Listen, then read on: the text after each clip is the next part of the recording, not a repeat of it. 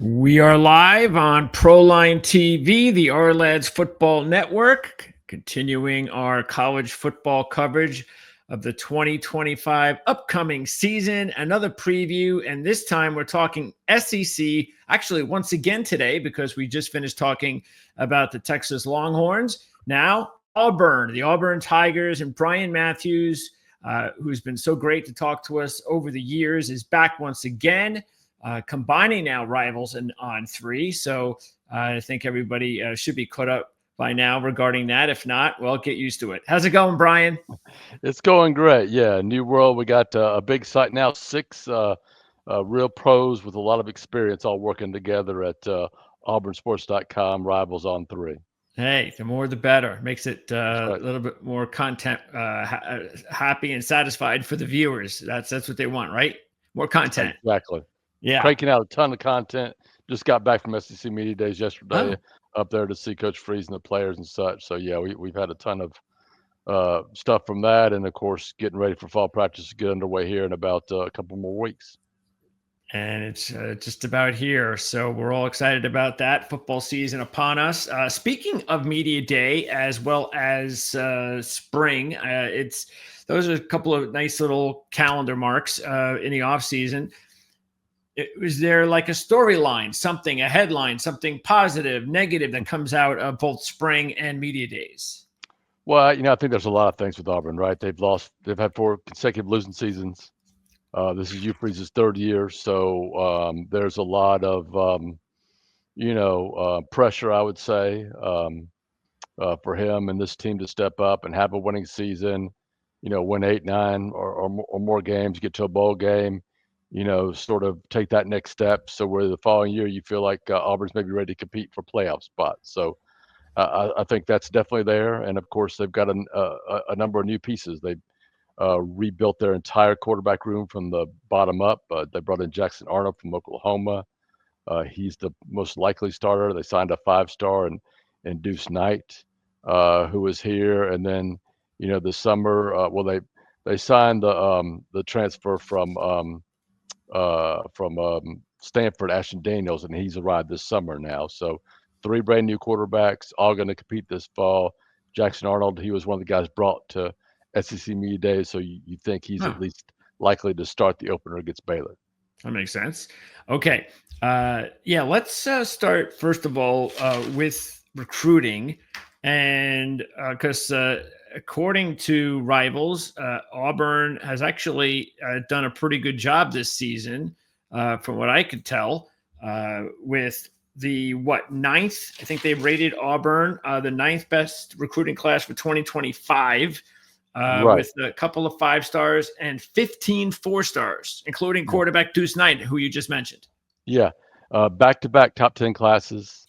Hugh Freeze came in at the end of the 23 class and was able to flip some really important players like Keldrick Falk, who's an all-conference player 2 years ago, Kyan Lee, Connor Liu, who was also at SEC Media Days. He'll be a 3-year starter at center. So recruiting has been going well until this year. That's changed a little bit with the 26 class, which will sign, we believe, in December, although I'm not sure that date's been set yet. There's been so many changes to college football lately.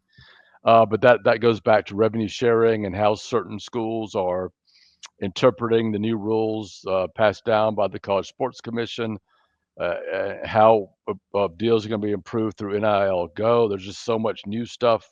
Auburn's being really conservative in their approach. They're just 66th in the country right now in their recruiting rankings. That obviously can change. You Freeze and the staff are very good at recruiting. We're just trying to get past August 1st. I feel like they are to sort of see where things stand. That's when you can make written offers to Okay. prospect. But this past class they signed, all but 4 enrolled in January. A number of these guys are going to play along with some of the transfers they got in. I'd say Jackson Arnold, quarterback. Um, Eric Singleton at wide receiver is going to be a star. He transferred from Georgia Tech. Expect big things out of him. And they also did some things to boost up the defensive line and linebacker in the portal and secondary. So, they feel like they've really improved this team from a depth standpoint, from a talent standpoint. We'll see if it shows up in the win column. Yeah. Do we, with such a influx of top players this cycle, you would think several of them would have an opportunity to engage in competition and be, a contributor. Who would you zero in on from what you've seen so far as the true freshmen this season who might be able to, actually make a difference in 2025? Whew, okay, the true freshman. Deuce Knight maybe, depending on what happens at quarterback with Jackson Arnold, right? You just never know sometimes. Jarrett Smith is a pass rusher, a defensive end, maybe the top player in Alabama, or one of the top 2 or 3 players in Alabama last year. Signed, he's got a chance. We'll see. Sometimes it's tougher for those freshmen to come in and play on the defensive line in year one. I think Anquan Fagans, who goes by New Boy, is an extremely talented safety. I think he's the guy that's going to play right away game one and could potentially push for a starting job here by mid-season. Maybe that's fair to say. So Okay. he's definitely one to watch. There's a couple of cornerbacks Auburn signed, Donovan Starr and Blake Woodby, who I think will be part of that playing rotation right away in the secondary. So those are guys to watch. And one guy I absolutely love is Jordan Crawford. He's a big old nose tackle, about 6 foot, 330, 6'1" ish, big boy. And when he showed up to winter workouts, some of the veterans were saying how incredible it was, how much weight he was already lifting, and how he was as strong as any of the seniors on the team. So this guy is, Auburn doesn't need him to start right away, but he's going to be in there playing early and being part of that rotation. Okay, so that means keep an eye on defense, Fegans and Crawford, and on Yep. offense, Smith and Knight. Yeah, and then Sam Arnold's another guy to keep an eye out for, a receiver. Okay, Maybe not as Sam highly Turner. recruited. Sam Turner, I'm sorry. Yeah, Okay, Sam Arnold. Arnold is the yeah, quarterback. Sam Turner is the freshman receiver. yeah. Not highly rated. I think he may have been a 3-star, but had a great spring practice. Is one of those guys that works his tail off. Is a really good athlete, and he is a guy. You're probably not going to see him, catch 5 passes in game one, but maybe by mid-season he could become a really important part of that playing rotation too. Okay. Now let's talk about those transfers, Yes. and those are players that you can see here on the Right. Arledge depth chart in orange. It's starting on offense. So let's talk about Arnold and Daniels, especially Arnold, because I remember hearing when he first came out, there was all excitement in Oklahoma about how Yeah. good this kid was going to be, and this happens all the time, as we know. You've been doing this long Yep. enough, where it's like half the time they deliver and half the time they don't. And Yep. so far, Arnold has not.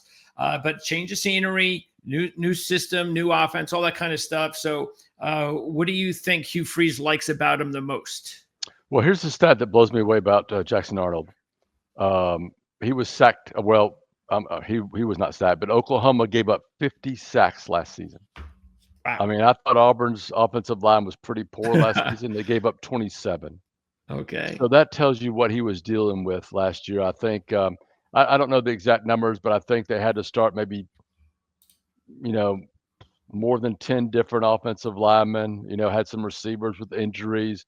So there was just a lot of issues with him in Oklahoma last year in that Okay. offense. And I think they're I don't know at what point in the season, but at some point in the season, I think they they changed offensive coordinators or fired their offensive coordinators. So a lot of other issues besides just Jackson Arnold. But I Okay. do think what happened caused him to lose some confidence too, which is natural for a first year starting the SEC going through that. So I think it's big for him to get here. He is surrounded by maybe the best group of Auburn receivers in my 25 years covering the team, and I don't say that I don't say things like that Sure. that often. I really mean it. Guys Yep. like Cam Coleman, um, I mentioned Eric Singleton, the transfer. Malcolm Simmons was terrific as a true freshman last year. They are just loaded with talent and depth And there. Fields, So, another transfer, could be very yep. interesting. Yeah. Horatio had a great spring too. Really, I think they're really impressed with him. So yes, a very, very talented and deep group there. And then Auburn took a big step, I think, looking at that depth chart at the transfer positions. Xavier Chaplin, the left tackle from Virginia Tech, is going to step in and be Auburn's starter right away. Okay. And then Mason Murphy at right tackle is probably going to be the starter right away too. And those are two areas that Auburn really has struggled in, not just last year, but probably for 4, 5, 6 years. Offensive tackle, both left and right. So those are really, really important additions there for the offense. And Okay. they went out and got another running back. They signed a couple of freshmen there. So that's an area that should, if one guy doesn't step up and becomes the bell cow, I think they can be pretty effective having a wide receiver by committee. I mean, a And running back room by committee, excuse me. Okay. Yeah, and the on the defensive side, the guy that really stands out to me is I think, and this maybe shows you the depth of the Auburn secondary. If Strader is actually not really considered a starter, but we all know in this day and age, if you're like the fifth or sixth guy, you're going to play tons. So I'm sure he's going to play tons. That's Strader out of Miami of Ohio. Yeah, he could. And then they brought in another cornerback in the summer, Rayshawn Pleasant, who they really, really like. And I would look out for him to make a big move once fall drills get underway here. They returned Jay Crawford, who started as a true freshman last year. They get Kyan Lee back at cornerback, this will be his third year. He started a couple of games as a freshman, started all last year. So that's another guy they really like there.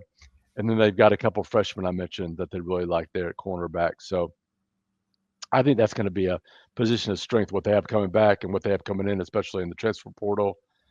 And then, the safety position, that should be a real strength. They returned Caleb Harris, who started as a true freshman last year. You got Jacoby Matthews up there, a late addition from junior college, was a 5-star, a starter at Texas A&M, ran into some issues, classroom issues, maturity issues.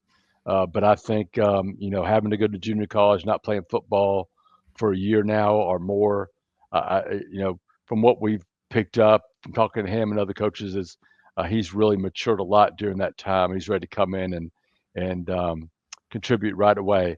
It'll be interesting because he's a guy that, played for G.J. Durkin, so he's going to know the defense well, right? Okay. But he's been out of football for a year, so how long is it going to take him to get back into football shape, right? He's a real physical guy, real athletic, so that'll be interesting to see. But he's certainly a guy you think at some point is going to be pushing for a starting job, if not winning a starting job. And their punter also comes from the portal? Yeah, Hudson Kaak, I don't know exactly. Kaak, I'm not exactly.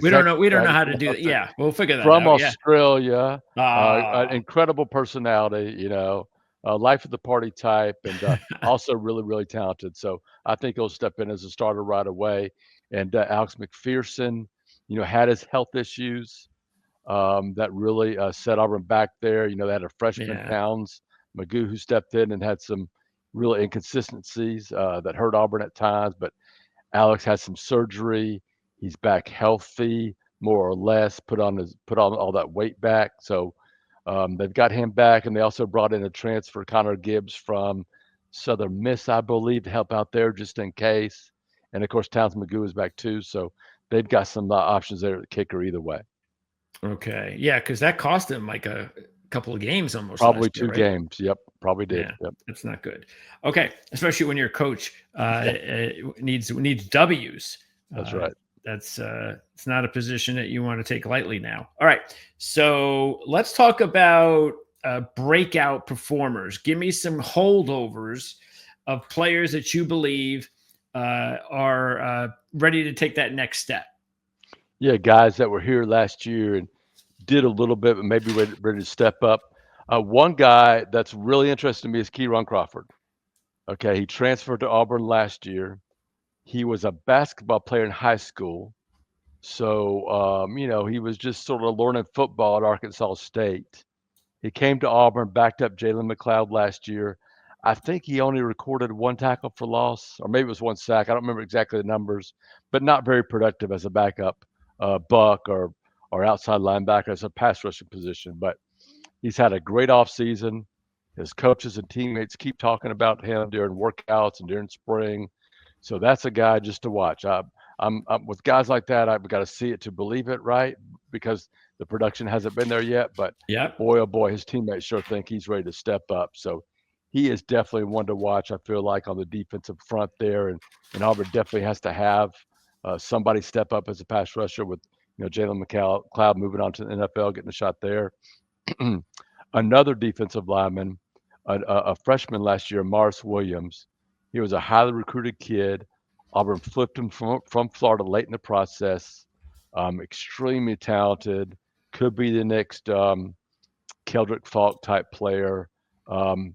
Needed to grow up a little bit, needed to toughen up a little bit, but has had a great winter workout, great spring practice. I think he's a guy that's going to be much more prominent in Auburn's defense and could be maybe the next star defensive line once Keldrick moves on. But you'll see a lot of Morris Williams, I feel like, this fall right away. So that's a couple of guys on defense. Okay. Offense,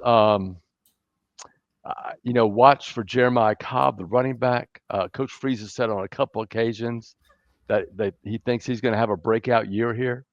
The thing with Jeremiah is he's very athletic, very fast, really good receiver.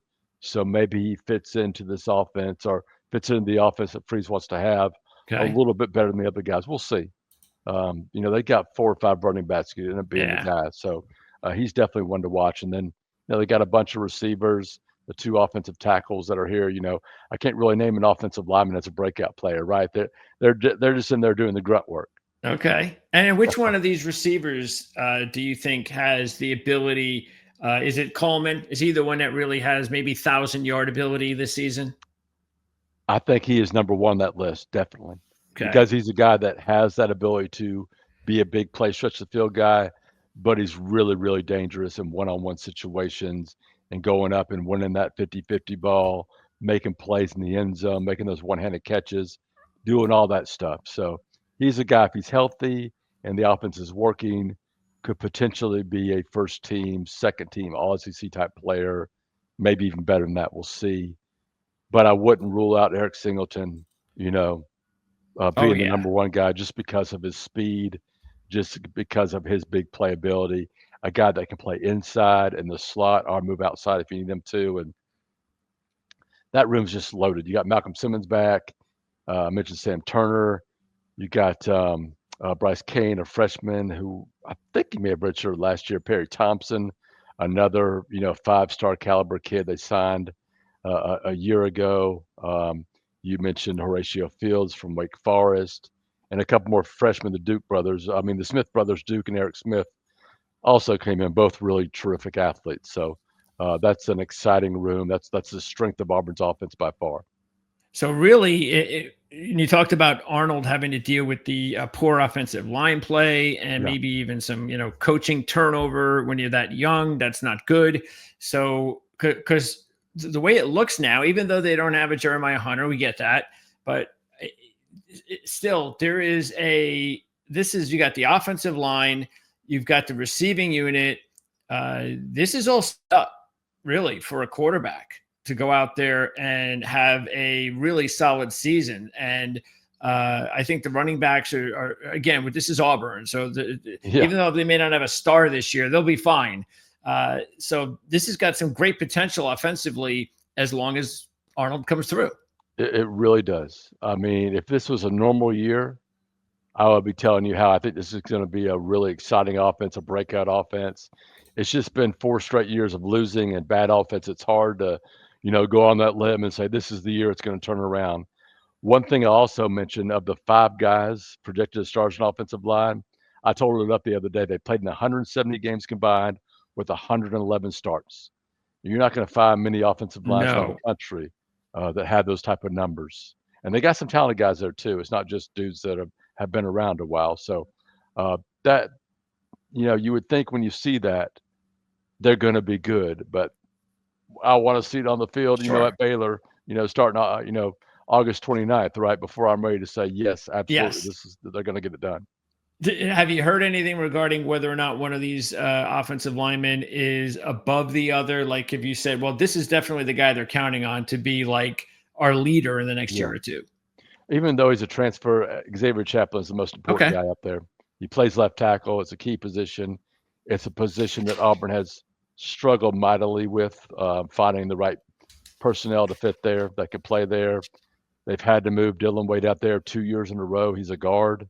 He's a really good guard. Maybe he could play on the next level as a guard, but he keeps having to play left tackle, and they really want to keep him at left guard. So Okay. I think Xavier Chaplin is one of the keys to Auburn's success this season, keeping him healthy, having him in there playing and starting and performing well.